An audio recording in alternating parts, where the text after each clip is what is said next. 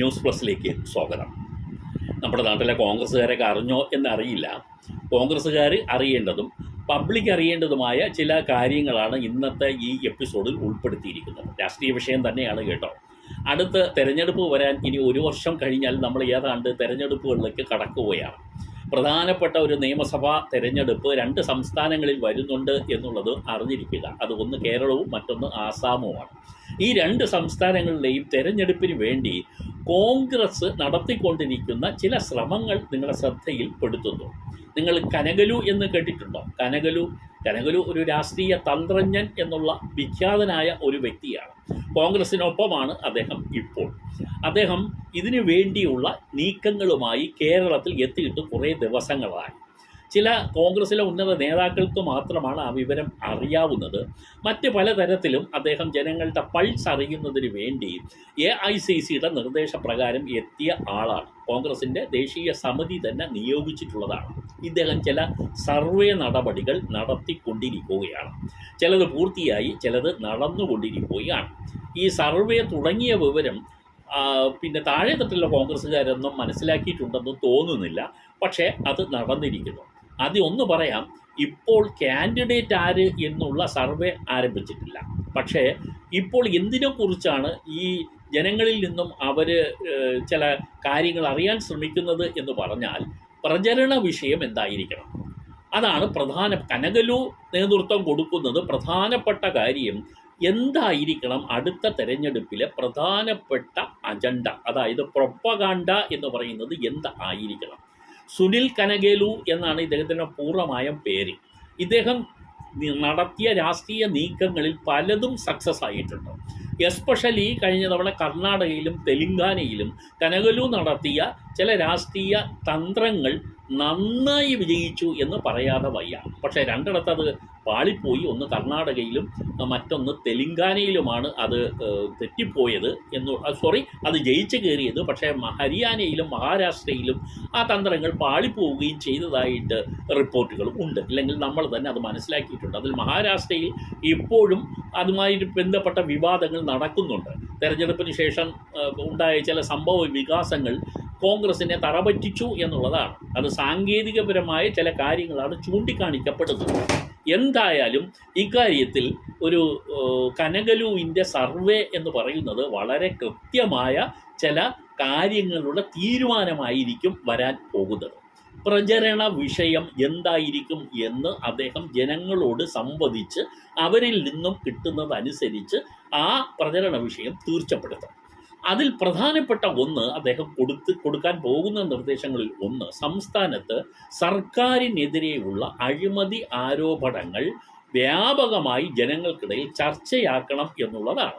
അത് ഞാൻ നേരത്തെ പറഞ്ഞ സംസ്ഥാനങ്ങൾ അദ്ദേഹം പരീക്ഷിച്ച് ജയിച്ചതുമാണ്. നിലവിലുള്ള സർക്കാരുകളുടെ അവസ്ഥ, പരിതാപകരമായ അവസ്ഥ, അഴിമതി ഉൾപ്പെടെയുള്ള കാര്യങ്ങൾ ജനങ്ങൾക്കിടയിൽ പ്രചരിപ്പിച്ച് ജനങ്ങളെ സർക്കാരിൻ്റെ വിരുദ്ധരാക്കി മാറ്റുകയും അതിലൂടെ കോൺഗ്രസ്സിന് അനുകൂലമായ ഒരു തരംഗം സൃഷ്ടിക്കുകയും ചെയ്യുക എന്നുള്ളതാണ് കനകലു ഈ പരീക്ഷിച്ച് ജയിപ്പിച്ചെടുത്ത തന്ത്രം. അതാണ് ഇവിടെയും വരാൻ പോകുന്നത് എന്ന് മനസ്സിലാക്കുക. അപ്പോൾ കനകലു അതിനുള്ള എല്ലാ തരത്തിലുള്ള നീക്കങ്ങളും ഈ അദ്ദേഹത്തിൻ്റെ ടീം ഉൾപ്പെടെ കേരളത്തിൽ വന്ന് നടത്തിക്കൊണ്ടിരിക്കുന്നു എന്നുള്ള വിവരം ആണ് ഇന്നത്തെ എപ്പിസോഡിൽ പറയുന്നത്. കൂട്ടത്തിൽ കനകലു മാത്രമല്ല, ചില മറ്റ് ഏജൻസികളെ കൂടി കോൺഗ്രസ് നിയോഗിച്ചിട്ടുണ്ട്. അതിൻ്റെ പ്രധാനപ്പെട്ട അവരുടെ ദൗത്യം ലോക്കൽ ബോഡി ഇലക്ഷനാണ്. ഇപ്പോൾ വളരെ ആസന്നമായി കഴിഞ്ഞ ലോക്കൽ ബോഡി തെരഞ്ഞെടുപ്പ് കേരളത്തിൽ നടക്കുമ്പോൾ കോൺഗ്രസിൻ്റെ സ്ഥാനാർത്ഥികളെ ജയിപ്പിച്ചെടുക്കണം. അതിനുള്ള തന്ത്രങ്ങൾ ആവിഷ്കരിക്കുക എന്നുള്ളതാണ് മറ്റ് ഏജൻസികളുടെ നിലപാട് എന്നുള്ളതാണ്. അതും ആ പ്രക്രിയയും കേരളത്തിൽ നടന്നുകൊണ്ടിരിക്കുകയാണ്. എന്ന് വെച്ചാൽ കോൺഗ്രസ് കച്ചകെട്ടി ഇറങ്ങിയിട്ടുണ്ട്. അടുത്ത നിയമസഭാ തെരഞ്ഞെടുപ്പ് തൂത്തുവാരാനാണ് കോൺഗ്രസിൻ്റെ തീരുമാനം. കാരണം മുമ്പ് നടന്ന ഉപതെരഞ്ഞെടുപ്പുകൾ എല്ലാം തന്നെ കോൺഗ്രസിന് ആവേശമുണ്ടാക്കുന്നതാണ് എന്ന കാര്യത്തിൽ തർക്കമില്ല. ജനം കോൺഗ്രസിനോടൊപ്പം നിൽക്കുന്നു എന്നുള്ളതാണ്. UDF എന്ന് പറയുന്ന ആ സംഘടനാ സംവിധാനം തന്നെ ഉണർന്നു തുടങ്ങിയത് ഉപതെരഞ്ഞെടുപ്പിന് ശേഷമാണ്. കോൺഗ്രസിൻ്റെ സംഘടനാപരമായ ദൗർബല്യം കോൺഗ്രസ്സിന് ഉണ്ടെങ്കിലും പൊതുവായ നിലയിൽ എടുത്തു നോക്കിയാൽ കോൺഗ്രസ്സിന് നല്ല മുന്നേറ്റം ഉണ്ടാക്കാൻ കഴിഞ്ഞിട്ടുണ്ട്. അത് കോൺഗ്രസിൻ്റെ പ്രവർത്തനം കൊണ്ടാണോ അതോ സർക്കാരിനെതിരെയുള്ള ജനവികാരത്തിൻ്റെ സൂചനയാണോ എന്ന് ചോദിച്ചാൽ ഞാൻ രണ്ടാമത്തെ കാര്യം പറയും. സർക്കാരിൻ്റെ എതിരായി ജനങ്ങൾ ചിന്തിക്കുന്നു. CPMൽപ്പെട്ട ആളുകൾ തന്നെ മാറി വോട്ട് ചെയ്യുന്നു, CPIക്കാർ വോട്ട് ചെയ്യുന്നു. അങ്ങനെ എപ്പോഴും ഫ്ലോട്ടിംഗ് വോട്ട്സ് എന്ന് പറയുന്ന ഒരു വിഭാഗമുണ്ട്. അവരപ്പോഴപ്പോഴുള്ള രാഷ്ട്രീയ സാഹചര്യം വിലയിരുത്തിയാണ് അവർ വോട്ട് ചെയ്യുന്നത്. കാരണം സെക്കൻഡ് പിണറായി വിജയൻ്റെ വരവ് തന്നെ ഈ ഫ്ലോട്ടിംഗ് വോട്ട് പിണറായി വിജയൻ ഗവൺമെൻറ്റിന് അനുകൂലമായി. ഒന്നാം പിണറായി വിജയൻ സർക്കാർ ചെയ്ത ചില കാര്യങ്ങൾ, പ്രത്യേകിച്ച് കോവിഡ് കാലത്തെ ചില സംഭവങ്ങൾ, പ്രളയകാലത്തെ ചില വിഷയങ്ങൾ, ഇതെല്ലാം ജനങ്ങൾ വിലയിരുത്തി എന്നുള്ളതാണ്. അന്ന് നിങ്ങൾക്കറിയാമല്ലോ, കിറ്റ് കൊടുത്തതിനെ തുടർന്നുള്ള ചില അനുകൂല തരംഗമൊക്കെ നമ്മുടെ സംസ്ഥാനത്ത് ഉണ്ടായി. അതെല്ലാം ചേർത്ത് വെച്ച് വായിച്ചാൽ ഈ ഫ്ലോട്ടിംഗ് വോട്ട്സ് പിണറായി വിജയൻ്റെ രണ്ടാം ഭരണത്തിന് അനുകൂലമായി. അപ്പോൾ ഈ ഫ്ലോട്ടിംഗ് വോട്ട് ഇപ്പോൾ സത്യം പറഞ്ഞു കഴിഞ്ഞാൽ ഈ ഗവൺമെൻറ്റിന് എതിരായി നിൽക്കുകയാണ്. ഗവൺമെൻറ്റിൻ്റെ പല ചെയ്തികളും ജനങ്ങൾ വെറുപ്പോടുകൂടിയാണ് കാണുന്നത്. അത് CPMൻ്റെ അണികൾ പോലും ആ തരത്തിൽ ചിന്തിക്കുന്നു. അവരിൽ പലർക്കും ദഹിക്കാത്ത സംഭവങ്ങൾ ഉണ്ടായിട്ടുണ്ട്. വരുന്ന റിപ്പോർട്ടുകൾ മുഴുവൻ മീഡിയാസ് പറയുന്നതല്ല, ജനങ്ങൾ തന്നെ അത് വിലയിരുത്തുന്നുണ്ട് എന്നുള്ളതാണ്. ആ പ്രത്യാഘാതങ്ങളാണ് സർക്കാരിനെതിരെ വോട്ട് ചെയ്യാൻ ജനങ്ങളെ പ്രേരിപ്പിച്ചത്. അതാണ് നമ്മൾ ഉപതെരഞ്ഞെടുപ്പ് നടന്ന പല സ്ഥലങ്ങളിലും നമുക്ക് കാണാൻ കഴിയുന്നത്.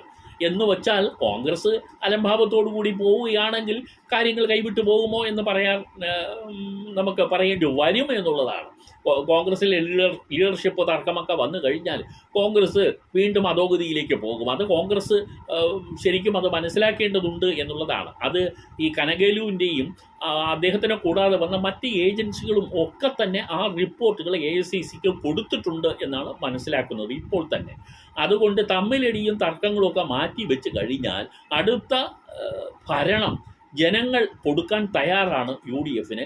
ഈ UDF അത് ആ തരത്തിൽ ഉള്ള ഒരു കൾട്ടിവേറ്റിംഗ് പ്രോസസ്സ് നടത്തണം. കൾട്ടിവേറ്റിംഗ് പ്രോസസ്സ് എന്ന് ഞാൻ പറഞ്ഞാൽ അതിനനുസരിച്ചിട്ടുള്ള ചില നീക്കങ്ങൾ അവർ നടത്തണം. ജനങ്ങളുടെ വികാരം ഈ ഗവൺമെൻറ്റിന് എതിരാണ്. ആ വികാരം നിലനിർത്താൻ ഉതകുന്ന സമരപരിപാടികളും മറ്റും ആവിഷ്കരിക്കണം. അത് പ്രത്യേകിച്ച് ഒരു അജണ്ടയായി നിശ്ചയിക്കണം. സംഘടനാ സംവിധാനത്തിലെ ദൗർബല്യങ്ങൾ പരിഹരിക്കപ്പെടണം. കനകേലു വന്നു പറഞ്ഞു, റിപ്പോർട്ട് കൊടുത്തു എന്നുള്ളത് കൊണ്ട് മാത്രമായില്ല. ആ റിപ്പോർട്ടിൽ പറയുന്നതിനെ തള്ളിപ്പറയരുത്. കഴിഞ്ഞ മുമ്പൊക്കെ കനകലുവൊക്കെ വരുമ്പോൾ തന്നെ ഇവിടെ പല എതിർപ്പുകളും ഉണ്ടായി എന്നുള്ളതാണ്. എന്തായാലും സ്ഥാനാർത്ഥി നിർണയത്തിൻ്റെ കാര്യത്തിൽ ഇത്തരത്തിലുള്ള ഒരു ഏജൻസി വന്നാൽ ഇവിടെ ചില ആളുകൾ അതിനെതിരെ പൊട്ടിത്തെറിക്കുമെന്നുള്ള കാര്യത്തിൽ സംശയമൊന്നും ഇല്ല. ഒരു ഏജൻസി അല്ല ഈ സ്ഥാനാർത്ഥികളെ നിശ്ചയിക്കേണ്ടതെന്ന് മുമ്പേ പറഞ്ഞു വെച്ചവരാണ് നമ്മുടെ നാട്ടിലെ പ്രധാനപ്പെട്ട ചില കോൺഗ്രസ് നേതാക്കൾ. ഇനി അതെല്ലാം മാറ്റി വെച്ചുകൊണ്ട് ജനങ്ങളുടെ പൾസ് അറിയാൻ ശ്രമിക്കുന്ന ഒരു ഏജൻസിക്ക് അതും പറയാൻ കഴിയും എന്നുള്ളത് അംഗീകരിച്ചു കൊടുക്കുക. എന്തായാലും കാത്തിരുന്ന് കാണാം കോൺഗ്രസ് എങ്ങോട്ട് പോകുന്നു, കോൺഗ്രസിന് കനകലു എന്ത് സംഭാവനയാണ് നൽകുന്നതെന്ന് നമുക്ക് കാത്തിരുന്ന് കാണാം എന്നേ പറയാനുള്ളൂ. എന്തായാലും ജനവികാരം ഗവൺമെൻറ്റിന് വിരുദ്ധമാണെന്നുള്ളത് മനസ്സിലാക്കി കോൺഗ്രസ് നേതാക്കൾ മുന്നോട്ടുള്ള കാര്യങ്ങൾ തീരുമാനിച്ചാൽ അവർക്ക് നല്ലത്, ജനങ്ങൾക്കും അതാണ് ഇഷ്ടവും എന്ന് മനസ്സിലാക്കുക.